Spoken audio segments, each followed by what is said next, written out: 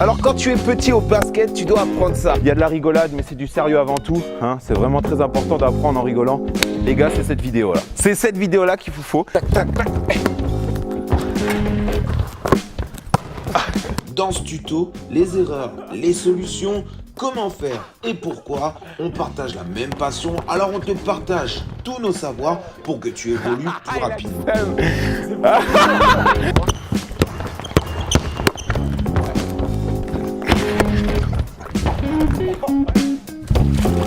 Alors quand tu es petit au basket, tu dois apprendre ça. On va faire une toute nouvelle vidéo. Là, c'est bon, on est parti sur des tutos. Tu sais très bien qu'on apprend en rigolant, ça c'est la base. Parce que moi, je me suis jamais vu apprendre des choses trop sérieusement. Donc on va apprendre vraiment des petits trucs que je vais pouvoir t'apporter au plus que je peux. Et puis en même temps, quelques petits exercices que tu vas pouvoir aussi également travailler chez toi. Parce qu'on ne sait pas s'il y en a qui sont bosseurs, qui aiment bien bosser, bah ça peut être bénéfique pour vous. La solution que je vais adopter pour vraiment te faire comprendre les choses, je vais tout découper en plusieurs parties. Donc sur certaines parties, il y aura plus d'exercices que d'autres, mais peut-être que certaines parties, il n'y aura pas forcément d'exercices. Mais au moins, on va tout découper petit à petit et tu me verras sur le terrain avec mon gars Hugo pour vraiment tout te détailler vraiment en profondeur. D'ailleurs, je me suis lancé sur ce premier tuto-là parce que je vois très bien que ça en intéresse beaucoup, mais peut-être que tu attends aussi d'autres tutos que tu es pressé aussi d'apprendre et pour ça, j'ai besoin de le savoir. Donc c'est pour ça que je compte sur toi en commentaire où je vais te mettre plusieurs listings ici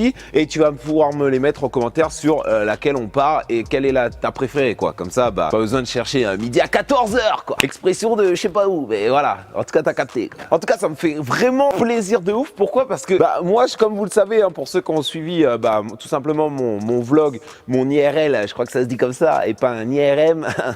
Bref, on va éviter de faire des blagues un peu nulles. Mais en tout cas, pour ceux qui ont suivi la saison, là, c'est fin de saison, quoi. Du coup, je vais pouvoir passer beaucoup plus de temps pour vous, d'accord? Donc, vous transmettre, déjà, je vous transmettais mes savoirs via les vidéos et tout ce que je pouvais avoir. Mais là, je vais pouvoir vous les transmettre de façon tuto, voilà, tout simplement. Et ça repart. Et si le format, il est pas très bien, il te plaît pas, tu me le dis, chef. Comme ça, j'arrête. On repart sur autre chose. Sur les pizzas. Les gars, je vous présente Hugo, ancien champion du monde de karaté.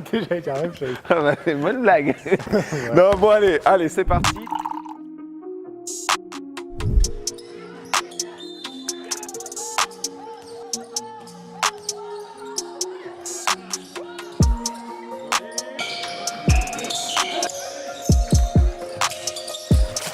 On va passer directement à un qui est important, le flotteur. Donc il y a le flotteur qui est considéré, moi je le considère avec le runner, ok, parce que en fait c'est les deux, en fait tu vas les travailler un peu pareil, mais tu les utilises en match, donc c'est vrai que bon, entre le runner et le flotteur, je les utilise vraiment les deux un peu pareil. Donc pour que tu différencies les deux, le flotteur ça va être levé de genou, ok, et le runner ça va être tout simplement gauche, droite, et on laisse les appuis vraiment comme ça.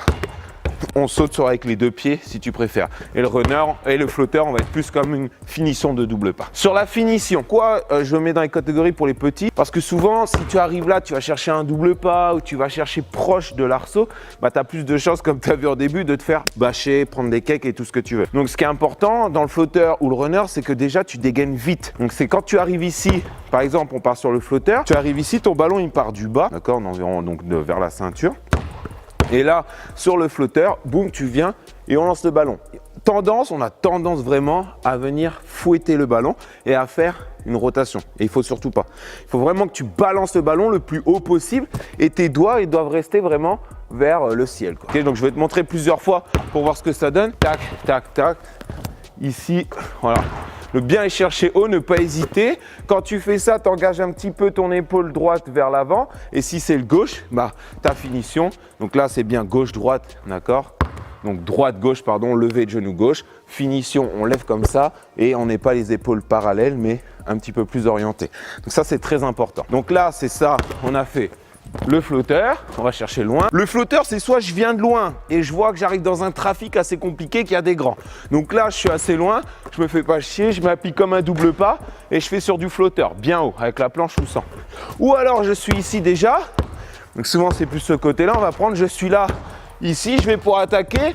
Là, je suis pas en situation d'attaque, soit je vais là, c'est bizarre. Mais je me retourne au dernier moment et boum, je balance. C'est tellement rapide que là, mon ballon il est ici, je lève d'un seul coup et boum, je dégaine. Et pas, je suis ici, tac, je shoot, il y a un petit cran d'arrêt, donc c'est compliqué.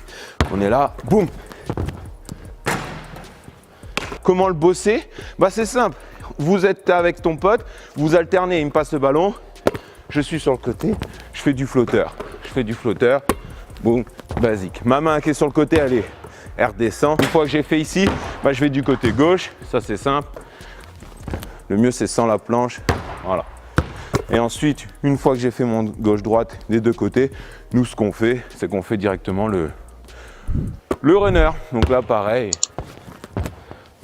voilà, et on bosse ça. Donc voilà, flotteur, runner. De toute façon, je vais vous mettre quelques passages de mes matchs pour que vous voyez un petit peu ce truc-là qui est très intelligent, très important de faire, ok? Pour éviter d'aller dans le trafic, éviter d'aller chercher des trucs bizarres ou aller chercher loin, là, boum, tu te prends un cake. Je te garantis que la plupart de mes points, je les mets comme ça, flotteur, runner. Parce que je suis plus petit déjà. Bon, moi, je fais un 1,86. Lui, tu fais 2 mètres 1, 2 mètres 2. 2 mètres 1, 2. Une longue envergure. Donc 1,99 m. Tu peux pas marquer. Non mais voilà, il est grand. Bon après tout est relatif, c'est pas parce que si tu fais 1m60 que t'es petit, bah non, parce que si tu joues contre d'autres gars qui font 1m50, bah t'es le plus grand quoi. Donc ça dépend au championnat et ta catégorie où tu joues en fait, voilà. Si t'es en NBA et que tu fais 2 mètres, c'est moyen. Non, t'es pas le plus grand. Pas le plus grand quoi, donc voilà.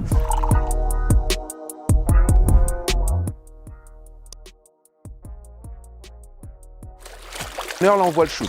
Quand tu shootes et que tu es petit, enfin tu es plus petite taille, il faut que tu retravailles ton shoot. Si tu as un shoot qui est ici, tu saccades et tu tires parce que tu mets trop de temps. Alors, je dis pas, tu auras peut-être de la réussite si tu fais du 10 ici, 10 ici, 10 ici, tu fais des spots de tir. Donc là, il n'y a pas de souci.